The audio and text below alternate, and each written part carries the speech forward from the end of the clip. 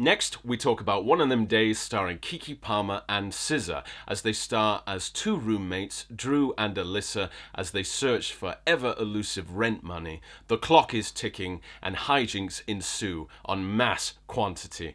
A very stylish film, I thought, Reuben. It's directed by Lawrence Lamont, who is primarily known for music videos. The film definitely had that quality to it, but I thought for the better, because it was very stylish, this film. It was very energetic. It had some really strong and large performances. I thought definitely for the better of the film. Now, I'd love to know what your opinion was.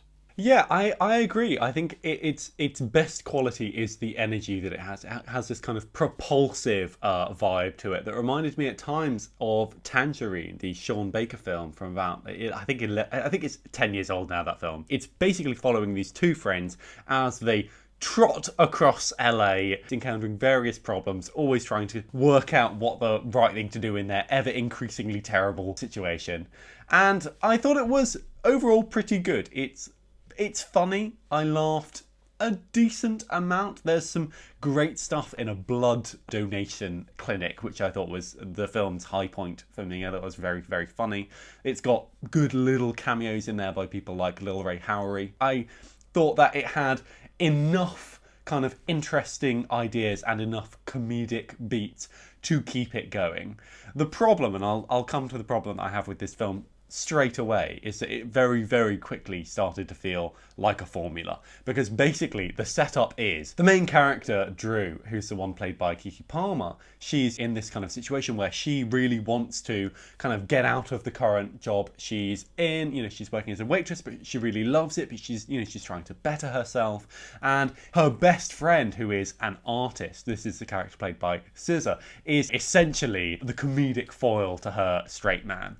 And the formula that the film then finds is basically the friend will do something really dumb and Drew will have to sort it out. And that basically becomes the structure of the film for the next hour and 10 minutes, something like that. So I just felt like I could see the bones of the story peeking through very often. And that's not a deal breaker, I still had a good time even with that. But it meant that a lot of the film did feel like padding because the writers couldn't work out how to make the story flow more evenly. But as I said, it kind of gets away with it because it has some decent jokes, it has good performances, and it has this sort of constant energy and this constant kind of rhythm of, okay, next thing, which keeps you just about engaged. So I liked it. It has kind of interesting things to say, about society and about what it means to be a young person living today. These are two out-of-pocket women living in the jungle in LA. And it's interested in looking at that community and the kind of the spirit of that community, even amidst kind of gentrification, which is slowly coming in. So I liked it. I laughed enough. I liked the characters. I thought it had a strong ending as well. But at times, especially given that it's 89 minutes long, I just thought, come on, this is creaky and this could be tighter. See, I have similar feelings, but with a different outcome. So I believe that you are correct. It is very formulaic, like solidly formulaic. I was sitting there being like, well, this is like a film from the 90s or something, like a comedy film from the 90s. It's so beat. However, to be honest, it felt more like satire again of even that formula. It's like, oh, this is almost hilarious how formulaic, how this person does something too stupid to then lead to it.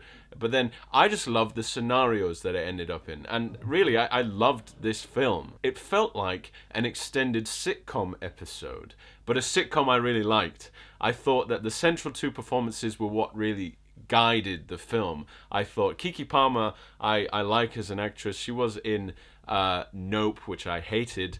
But again, she was definitely not the worst part of that film by a long country mile. SZA, who obviously is more famous as a musician, was actually also incredibly good. And the two had a really great chemistry. I thought the world was ridiculous in a way that I thought the jokes were stupid enough that it got me by. And every time that there was a new joke that felt a bit like similar to the old, they threw a wrench in it to make it slightly different. Yes, it forms a very strict pattern of typical development, how the low point is very low, and it comes at the exact point in the screenplay that it's supposed to. But to be honest, I think the performances are fun enough. I really enjoyed just how stupid it was, how everyone was a bit ridiculous. To be honest, I have such a squeamish approach to blood that when that scene happened, I was, oh, thank God I'm sitting down. But it was funny. It didn't have any need to exist. She would have died if she was given 7 to 8 pints of blood in one day. But to be honest, I think that it exists in that world that is so far removed from reality. I think that just the characters are absolutely beyond there. And to be honest, I thought, I had no expectation going into the film, none whatsoever. And I actually was very pleased. I thought it had a great sort of look. It had that sort of proto-film but sort of music video retro style that is fit in a lot of costume design, which I thought was great. Everyone looked so cool or just so really interesting. There's a very good bit of costuming which sees the main character Drew have to be able to be dressed in a way that is comedic and inappropriate as long as she's not wearing her jacket. But the second that she's putting on a blazer, she looks like she's ready for a high-powered job interview, which I thought that's a clever bit of costuming. And as you say, I enjoyed a lot of the way that it was shot. I think you can tell the kind of the music video influence there, because it is very stylish. It's shot on these super wide anamorphic lenses,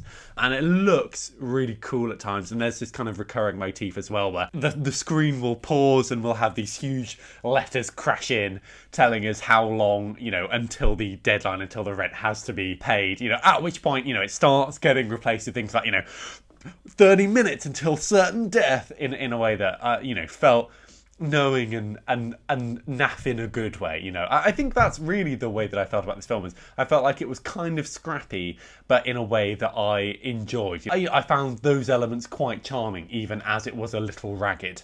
See, and I also think that this film has a really interesting place, because I was watching it, and, at this stage of life, none of us has bags of money, and, rent is a real serious sort of issue that you have to deal with. Lots of people are living paycheck to paycheck in this country and in America and across the world. It is that we're in a state of economic instability across the globe.